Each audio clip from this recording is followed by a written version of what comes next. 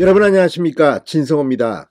윤석열 대통령의 뉴욕 발언, 이걸 확대 재생산한 곳은 MBC와 더불어민주당이라는 지적이 많습니다. 특히 MBC는 유튜브 등을 통해서 자막을 왜곡해서 달았다는 비판에 직면해 있습니다.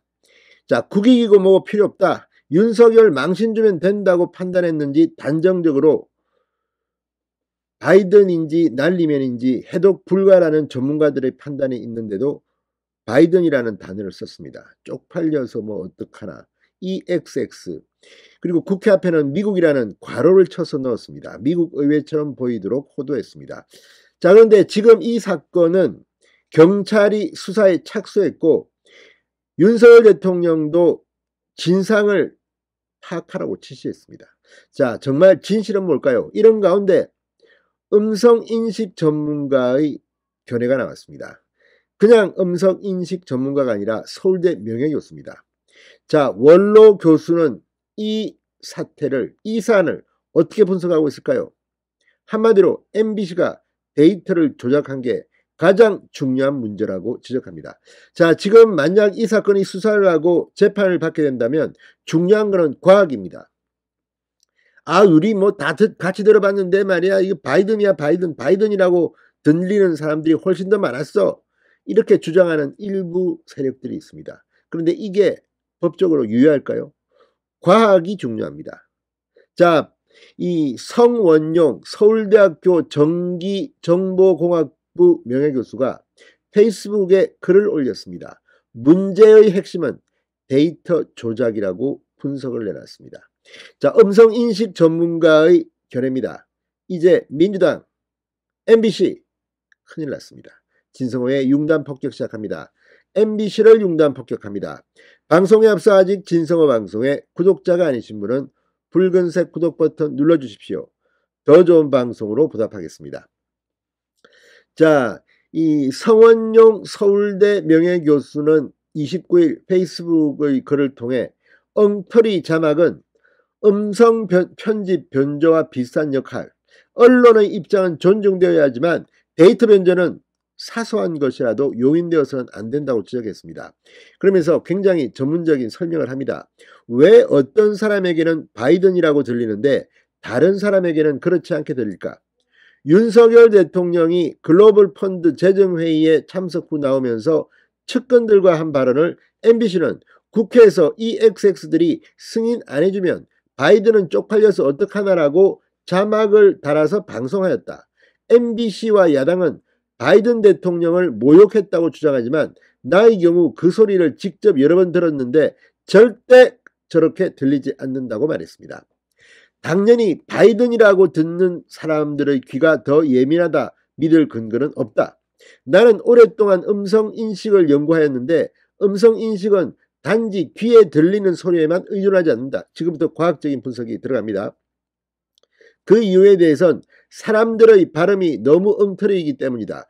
음성인식 과정에서는 이 인식률을 올리기 위해 소리를 들어서 얻는 음향 정보와 내용을 따라가며 얻는 사전 정보를 결합한다. 특히 잡음이 많은 음성의 경우 사전 정보에 더 의지한다고 설명했습니다. 그러니까 한번 바이든이라고 자막을 본 사람들은 당연히 바이든이라고 생각할 가능성이 높다는 취지로 해석됩니다.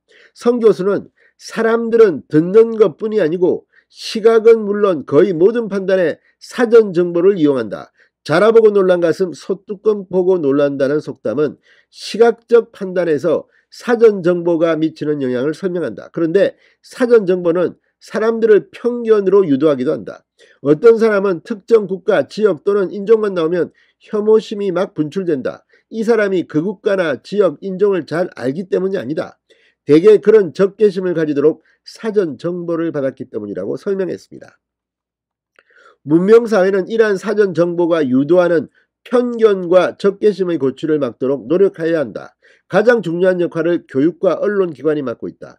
윤 대통령의 뉴욕 발언은 매우 잡음이 많고 불분명한데 여기에 MBC는 자의적으로 자막을 달아서 송출했다고 비판했습니다. 이 대목이 제일 중요합니다. 자막을 그 짧은 시간에 자기들 마음대로 주관적으로 달아놓고 심지어는 국회 앞에다가 미국이라는 괄호치고 미국을 넣었습니다. 하지도 않은 발언을. 이게 뭘 의미하겠습니까? 특정 생각으로 유도하려는 MBC와 민주당의 편향된 인식이 아닌가 의심됩니다. 당연 대부분의 사람들은 이 자막대로 듣는다. 소리를 따라 듣지 않고 자막을 따라 듣는다. 자막이 매우 선명한 사전정보 역할을 하기 때문이다. 자막이 있는 외국어 방송은 잘 들리는데 이 또한 마찬가지 이유다. 이렇게 말했습니다. 실제로 자막이 있는 영상들 여러분 보시죠. 자막이 중요합니다. 예능 프로그램이든 뭐든 자막으로 모두는 아니겠지만 굉장히 많은 의사를 전달합니다.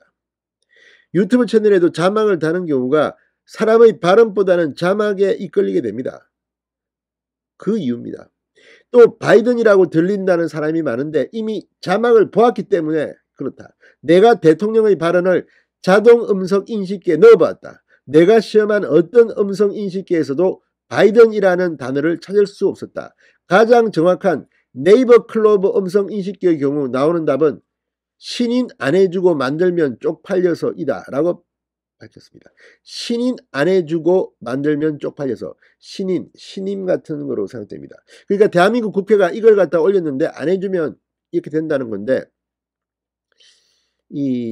아무튼 바이든 쪽팔려서 만들면 쪽팔려서 아무튼 이렇게 판독이 힘들다는 전문가들이 많은데 MBC는 단정적으로 자막을 달았습니다.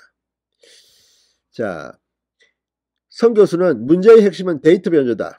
엉터리 자막은 음성 편집 변조와 비슷한 역할을 한다. 언론인이나 연구자의 주장과 입장은 존중되어야 하지만 데이터 변조는 사소한 것이라도 용인되어서는 안 된다.